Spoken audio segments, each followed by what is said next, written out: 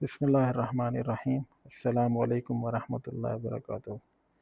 بس ایک مختصر سی بات کرنی ہے۔ آج جمعرات کا دن ہے اور کل جمعہ ہے، آج جمعرات جمعے کی شب ہے، اور نبی کریم صلی اللہ علیہ وسلم کی ایک حدیث ہے دعائے المسنون 287 میں، جو شخص جمعے کی رات کو سورہ دخان کی تلاوت کرے گا، اللہ تعالیٰ اس کے لیے جنت میں گھر بنائے گا، اور جو کوئی سورہ دخان کی تلاوت کرے گا 70,000 فرشتے اس کے لیے مغفرت کی دعا کریں گے۔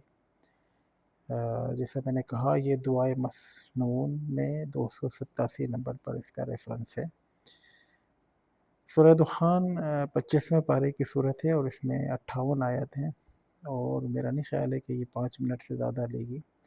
اگر ہم اس کو اپنا معمول بنا لیں تو بہت فائدے ہیں، ٹھیک ہے۔ ہم کافی اپنا وقت ادھر ادھر کی چیزوں میں نکال رہے ہوتے ہیں، اور اگر ہم یہ سورہ دخان کی باقاعدہ ایک عادت بنا لیں کہ ہم ہر جمعے کی شب کو اس کی تلاوت کریں، تو کتنا بڑا ہمیں اس کا اجر ملے گا، ٹھیک ہے۔ اور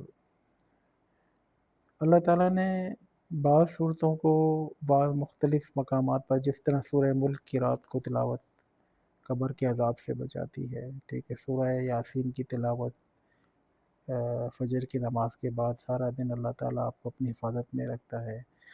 تو ویسے تو سارا اللہ کا کلام ہی برکت ہے، اور اس کا پڑھنا اور اس کا سمجھنا ہم سب کے لیے بہت ضروری ہے، لیکن کچھ صورتوں کو جس طرح سے کچھ مواقعوں پر اللہ تعالیٰ نے فضیلت دی ہوئی ہے، تو ہمیں اس چیز کا فائدہ اٹھانا چاہیے۔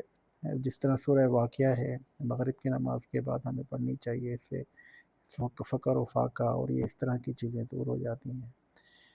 تو 3 دفعہ سورہ اخلاص کی تلاوت کرنے سے ایک قرآن کا ثواب ملتا ہے۔ بس یہ اللہ کے معاملے ہیں، ہم اللہ پر ہی چھوڑ دیں، ٹھیک ہے، کہ صرف 3 دفعہ قل هو اللہ پڑھنے سے کس طرح قرآن کا ثواب ملے گا۔ یہ تو اللہ تعالیٰ کی ذات دینے والی ہے، ہم کون ہوتے ہیں ان چیزوں کا وہ کرنے والے۔ لیکن بس ابھی اس چھوٹی سی ویڈیو کا مقصد صرف یہی ہے کہ ہم جمعے کی شب ہے آج، اور سورہ دخان کی تلاوت کریں، اور اللہ تعالیٰ سے امید رکھیں کہ اللہ تعالیٰ نے جو کہا ہے وہ انشاءاللہ بالکل برحق ہے، ٹھیک ہے، اس میں تو کوئی شک ہی نہیں ہے۔ تو اللہ تعالیٰ ہمیں سورہ دخان پڑھنے کی توفیق عطا فرمائے۔ 25ویں پارے کی یہ صورت ہے، حامیم کے جو صورتیں ہیں اس میں ان کا شمار ہے، تو یہ 25ویں پارے میں ہے۔ آپ اس کو ضرور آج کی رات تلاوت فرمائیں۔ السلام علیکم ورحمۃ اللہ وبرکاتہ۔